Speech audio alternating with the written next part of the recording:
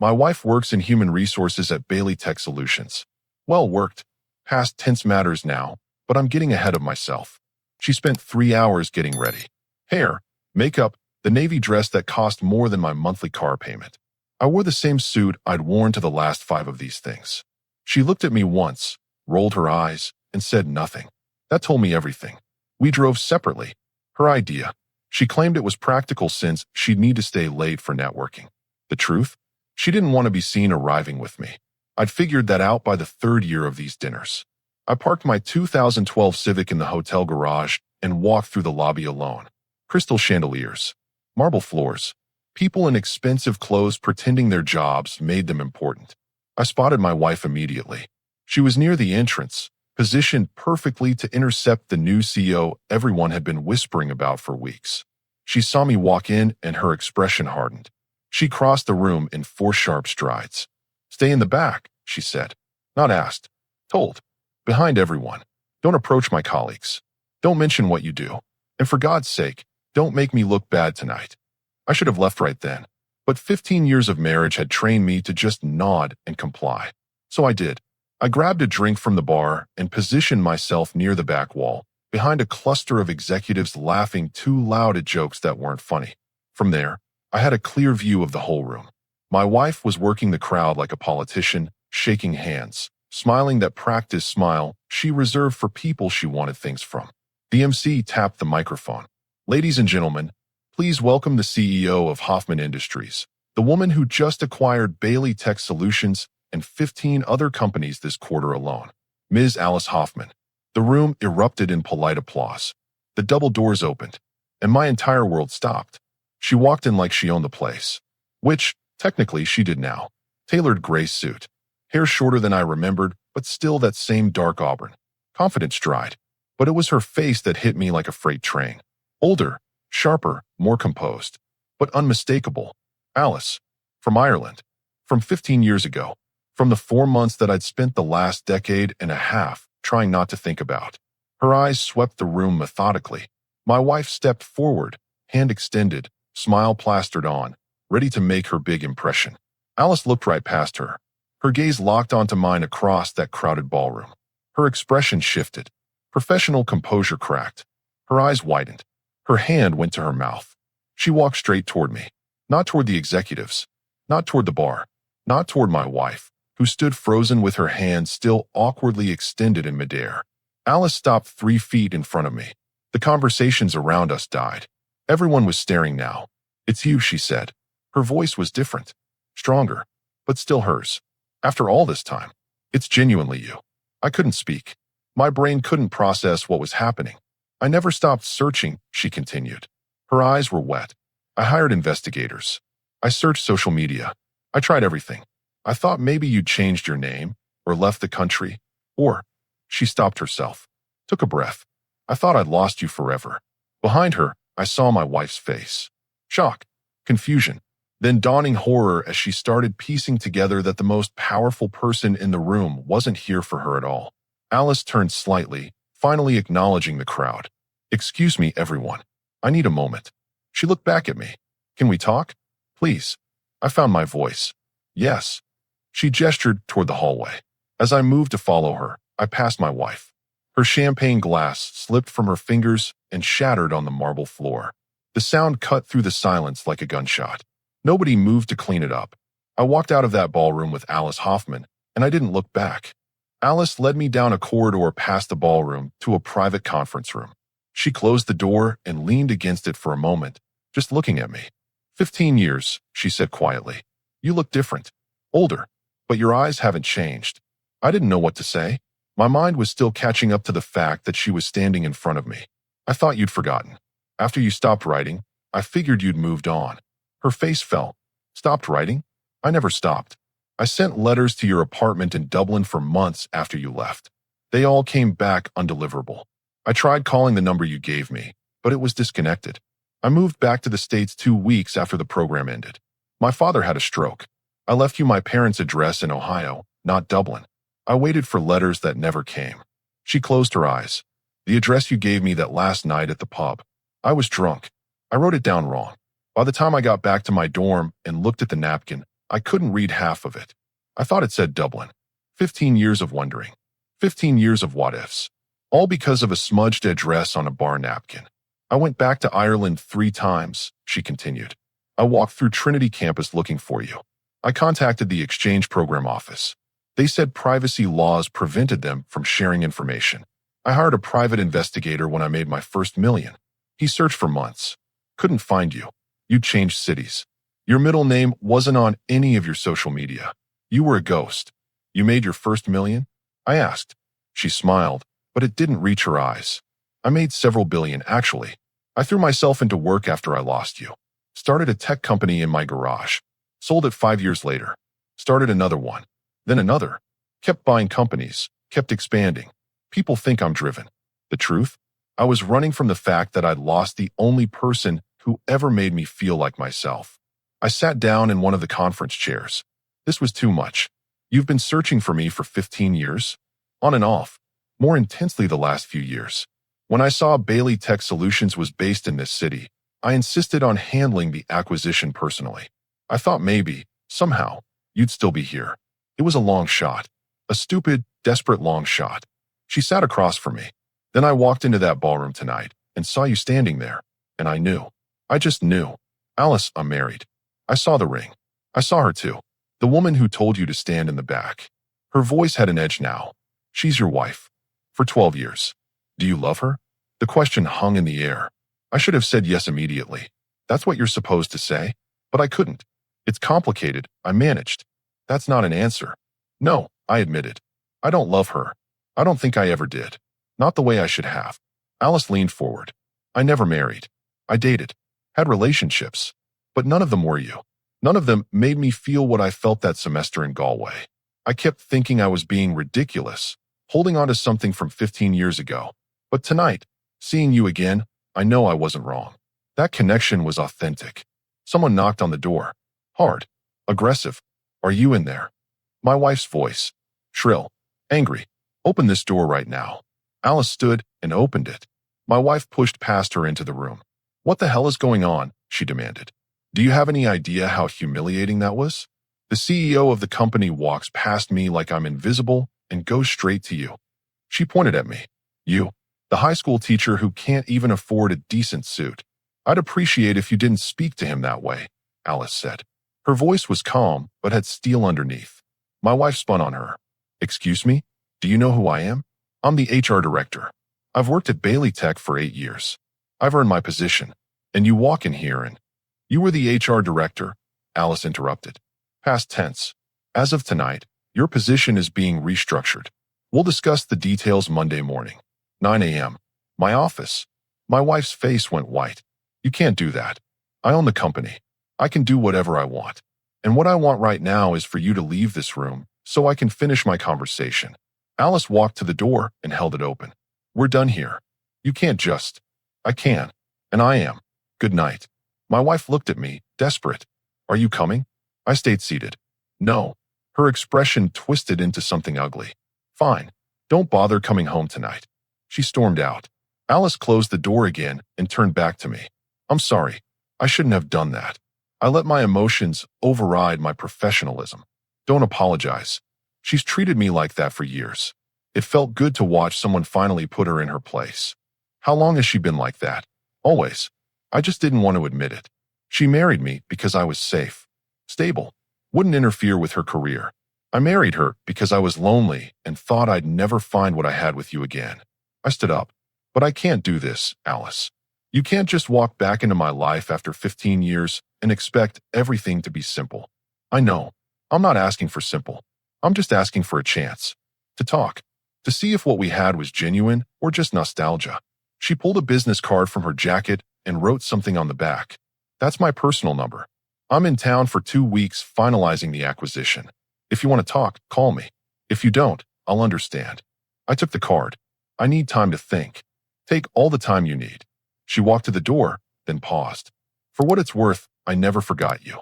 Not for a single day in 15 years. She left. I stood alone in that conference room, holding a business card and trying to figure out how my life had just completely fallen apart and possibly begun again in the span of 30 minutes. I sat in my car in the hotel parking garage for 20 minutes before I could bring myself to drive. My phone kept buzzing. Texts from my wife. 17 of them. I didn't read any of them. Instead, I looked at Alice's business card. On the back, she'd written her personal number and one word. Please. I drove home. The house was dark except for the living room. My wife was sitting on the couch, still in her dress, makeup smeared from crying. She looked up when I walked in. Where were you? She asked. Her voice was hoarse. Sitting in my car. Thinking. About her. Yes. She stood up. Who is she? Some old girlfriend? A fling. We dated for 4 months during my study abroad program. Then we lost touch. For months. 15 years ago. And she acts like you're the love of her life. She laughed bitterly. That's pathetic. You both are. I set my keys on the table. When was the last time you told me you loved me? What? Simple question. When was the last time you said you loved me and meant it? She opened her mouth. Closed it. That's not fair. You can't remember. Neither can I. Because you don't love me. You never did. I was convenient. I had a steady job, didn't demand attention, stayed out of your way. I was the perfect accessory for someone who wanted to be married without actually having a marriage. That's not true. When was the last time we had dinner together? Just the two of us. No work calls, no laptop, no you checking your phone every 5 minutes. Silence. Exactly. I can't remember either. I walked toward the bedroom. I'm sleeping in the guest room. No. We need to talk about this. We just did. You're being ridiculous. So what if we're not some fairy tale couple? We're adults. We have a good life. A nice house. Stable careers. That's more than most people get. I stopped at the doorway. Tonight, you told me to stand in the back of the room because you were embarrassed to be seen with me. You've been doing that our entire marriage. Making me smaller so you could feel bigger. I'm done. Done? What does that mean? It means I'm tired. I'm tired of being treated like I'm not good enough. I'm tired of apologizing for being a teacher instead of an executive. I'm tired of parking around the corner when you have guests over because my car isn't nice enough. I'm tired of you, and I'm tired of this. Her expression hardened. Is this because of her? You think you're going to run off with your college girlfriend and live happily ever after? She's a billionaire. You're a high school teacher. You think she actually wants you? Or do you think maybe she's just nostalgic for a semester when she was young and stupid? The words were designed to hurt. They did, but not as much as she hoped. Maybe you're right, I said. Maybe it won't work out, but at least I'll know I tried. At least I'll know I didn't spend another 12 years in a marriage where I'm tolerated instead of loved. I went into the guest room and closed the door. She didn't follow. I didn't sleep that night. I stared at the ceiling and thought about Ireland, about walking along the Claddagh with Alice, her hand in mine, about late nights in pubs arguing about literature and history, about the way she looked at me like I was the most interesting person in the world. My wife had never looked at me like that. By morning, I made a decision. I found my wife in the kitchen. She was making coffee, still in her robe, eyes red and puffy. I'm calling a lawyer today, I said. She set the coffee pot down hard. You're serious? Yes. Because of one night. One conversation with someone from your past. No. Because of 12 years of nights where I felt like a stranger in my own marriage. Last night just made me face it. If you do this, you get nothing. This house is in my name. The savings account is mine. The car is leased under my name. You walk away with your salary and your old car, and that's it. Fine. She blinked. Fine. I don't want any of it. I don't want to be tied to you through property or money or lawyers arguing over who gets the furniture. You can keep everything. I just want out. You're making a mistake. Maybe, but it's my mistake to make. I called in sick to work and spent the day finding a lawyer. Mr. Green had an office downtown, came recommended, didn't charge for the first consultation. He listened to my story without judgment. If the house is entirely in her name and you're willing to walk away from shared assets, this will be quick, he said. 30 to 90 days, depending on how cooperative she is. Since you're not asking for anything, she'd be smart not to fight it. How much will this cost? $2,000 up front. Another $1,000 if it goes to court. But I don't think it will. I had $3,800 in my personal checking account. Money I'd saved from my salary over the years, kept separate from our joint account. Let's do it. When I got home that evening, my wife's brother Philip was there. He's a contractor, 6'3", thinks intimidation solves problems. He was standing in the living room with his arms crossed. We need to talk, he said. I don't have anything to say to you. My sister calls me crying, says you're divorcing her over some woman you knew in college. That true, partially. The woman from college just made me realize what I should have seen years ago. He stepped closer. You think you can just walk out on your responsibilities? On your marriage? Yes, I do. You're being selfish. I laughed. Selfish?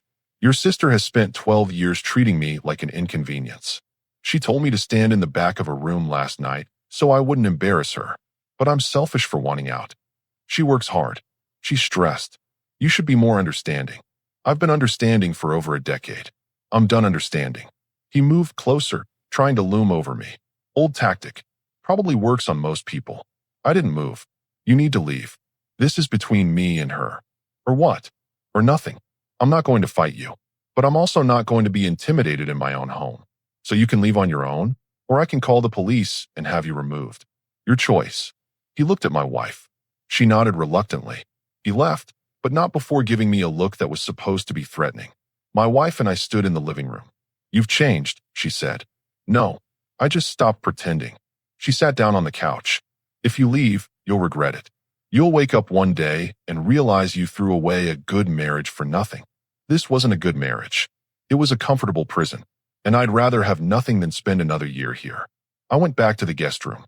My phone buzzed. A text from an unknown number. If you need a place to stay, I'm at the Rosewood. Suite 412. No expectations. Just offering. Alice. I stared at the message for a long time. Then I started packing. I didn't go to Alice's hotel that night. Instead, I called Austin, my friend from college who taught chemistry across the hall from my classroom. He said I could crash on his couch as long as I needed. I packed 2 suitcases. Clothes, laptop, the few things that mattered to me. My wife watched from the bedroom doorway, but didn't say anything. What was there to say? Austin lived in a small house on the east side of town. 1 bedroom, cluttered kitchen, a couch that had seen better days. He handed me a beer when I arrived and didn't ask questions. That's why we'd been friends for 20 years. How long do you need the couch? He asked. A week, maybe 2. Just until I find my own place. Take your time. I'm never here anyway. Too busy grading lab reports and pretending teenagers care about molecular structures. I slept better on that couch than I had in my own bed in years. The next morning, I texted Alice. Thank you for the offer. I'm staying with a friend. Can we meet for coffee? She responded in 30 seconds. Harbor Cafe, 10 a.m. I got there early. The cafe was quiet, just a few people on laptops pretending to work. Alice arrived exactly at 10, dressed casually in jeans and a sweater.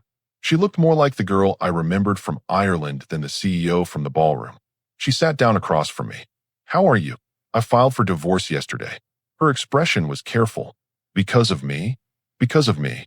You just helped me see what I should have seen a long time ago. I don't want to be the reason your marriage ends.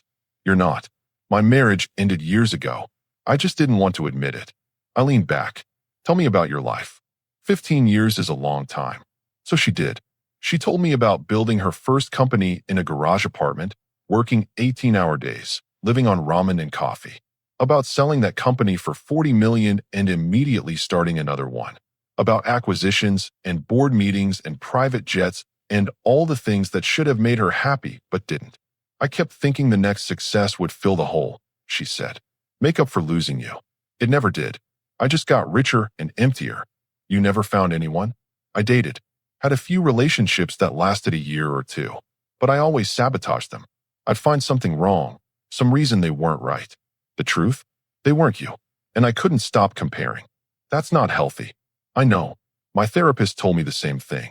Multiple therapists, actually. I went through 4 of them. She smiled sadly. They all said I was holding on to an idealized memory. That the you I remembered wasn't authentic. That I'd built you up in my mind into someone perfect who never existed. They were probably right. That's what I thought too. Until I saw you again and felt exactly the same way I did 15 years ago. Turns out it wasn't idealized. It was just you. A woman walked past our table, glanced at Alice, did a double take. Are you Alice Hoffman? Alice smiled politely. Yes. Oh my God. I use your software every day at work. You're amazing. Could I get a picture? Of course. The woman took a selfie with Alice, thanked her 3 times, and left. Alice looked embarrassed. That happens a lot. I asked. More than I'd like. It's why I stopped going out much. Must be lonely. It is. I have colleagues, employees, business partners. But friends? Genuine ones? Those are rare when you have money. Everyone wants something. I don't want anything from you. I know. That's why I never stopped searching. We talked for 3 hours. About books we'd read, places we'd traveled, students I'd taught, companies she'd bought. It felt like no time had passed. The same ease, the same rhythm. We'd finish each other's sentences, laugh at the same jokes, argue about the same things we'd argued about in Irish pubs 15 years ago. My phone rang. My wife. I declined the call. She's called 16 times today, I said. Is she angry? Alternates between anger and panic. She tried to get her family to pressure me. Her brother showed up yesterday, trying to intimidate me. Did it work? No. I'm done being intimidated. Done being small so other people can feel big.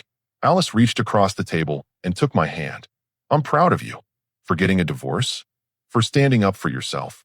The guy I knew in Ireland had confidence, but you'd let people walk over you if you thought it would keep the peace. Sounds like you stopped doing that. I had to, or I'd have spent the rest of my life being invisible. We left the cafe and walked along the waterfront. It was cold, early March, but the sun was out. Alice stayed close, our shoulders occasionally bumping.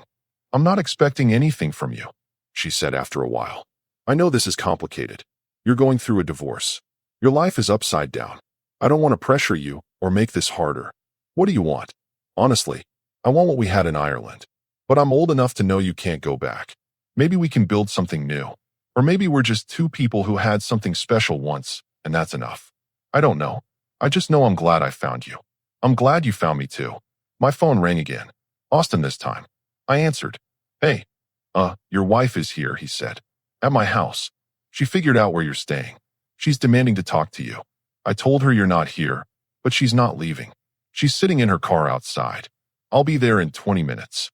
I hung up and looked at Alice. I have to go. My wife tracked me down. Do you want me to come with you? No. This is something I need to handle alone. She nodded. Call me later? I will. I drove to Austin's house. Sure enough, my wife's car was parked across the street. She got out when she saw me pull up. We need to talk, she said. There's nothing to talk about. Yes, there is. You can't just throw away 12 years of marriage. I'm not throwing it away. It was already gone. I'm just making it official. Because of her. Because you think you're going to have some storybook romance with a woman you barely know. I know her better than I know you. And that's the problem. Her face crumpled. Please, don't do this. We can fix this. We can go to counseling. Work through it. No, you're being cruel. I'm being honest. For the first time in our marriage, I'm being completely honest. I don't love you. I don't think I ever did. And staying would be more cruel than leaving. She slapped me. Hard. My cheek stung, but I didn't react. Feel better? I asked. She started crying. Genuine tears this time, not the manipulative kind she'd used before. I don't know what to do. I don't know how to fix this. You can't fix it. It's been broken from the start. We both just pretended it wasn't. So that's it. You're just done. Yes. She got back in her car and drove away. Austin came out of the house and handed me an ice pack. That looked painful, he said. It was overdue. You okay? Yeah, I think I am. I went inside, held ice to my face, and called Alice. She answered immediately. How did it go? She asked. She slapped me, then left. Are you okay? Better than I've been in years. Good. Listen, I have a business dinner tonight with the acquisition team. Boring stuff. But tomorrow I'm free. Want to do something. Like what? I don't know. Something normal. Something that doesn't involve board meetings or divorce lawyers or hotel conference rooms. There's a decent Italian place downtown. Nothing fancy. Just good food. Perfect. Pick me up at 7. I'll be there. I hung up and realized I was smiling. Actually smiling. Austin noticed. That her? He asked. Yeah. She must be something special. She is. Good. You deserve someone who makes you smile like that. He was right. I did. And maybe, just maybe, I'd found her again. The Italian place was called Romano's. Small, family-owned, red checkered tablecloths. Alice arrived in jeans and a leather jacket, hair pulled back in a ponytail. She looked nervous. I haven't been on a date in 3 years, she admitted as we sat down. This is a date, isn't it? I guess it is. I smiled. I haven't been on one in 13. How's that possible? You were married. My wife and I stopped going out together years ago. She had work dinners. I had papers to grade. We just existed in the same house. The waiter came over. We ordered wine, pasta, bruschetta, the kind of simple meal that feels important because of who you're sharing it with. Tell me about teaching, Alice said. Do you love it? Most days. Some kids make it worthwhile. The ones who actually care about history, who ask questions, who want to understand how we got here. Those kids remind me why I started. Your wife didn't respect it. She thought it was beneath me. Or beneath her, more accurately. She wanted me to get an MBA, go into administration, make more money. I tried to explain that I didn't go into teaching for the money. She never understood that. I understand it. You're doing something that matters. Shaping minds. That's more important than anything I've built.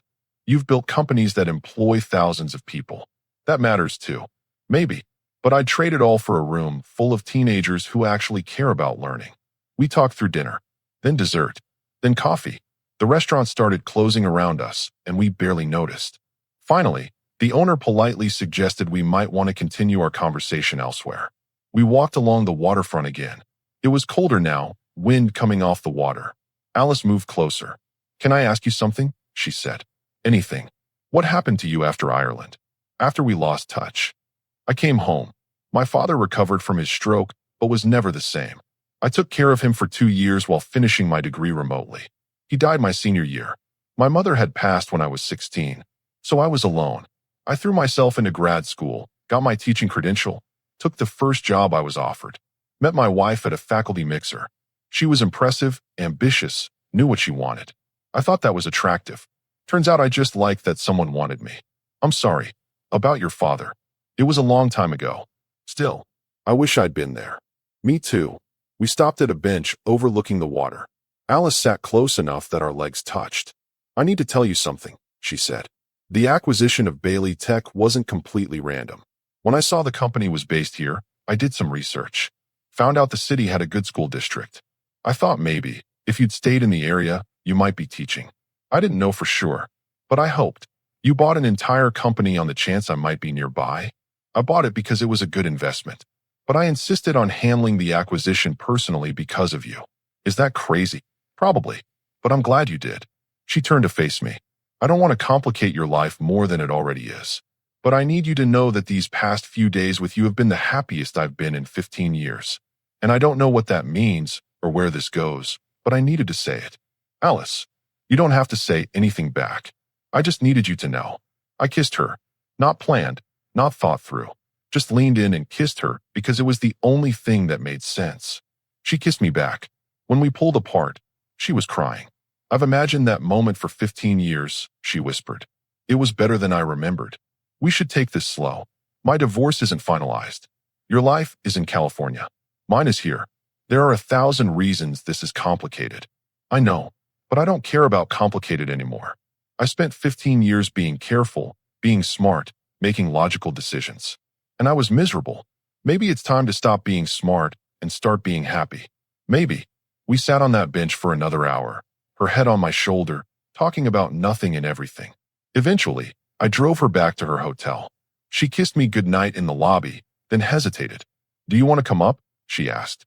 I do, but I shouldn't. Not yet. She nodded. You're right. But soon. Soon. I drove back to Austin's place and found him watching a basketball game. Good night, he asked. Best night I've had in over a decade. She's the one, isn't she? Yeah, I think she is.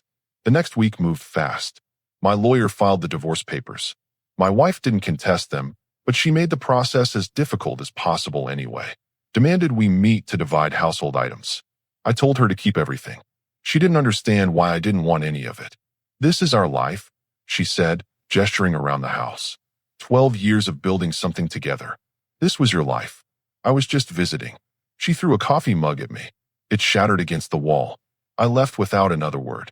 Alice and I saw each other every day. Coffee in the mornings before I went to school. Dinner most nights. Long walks.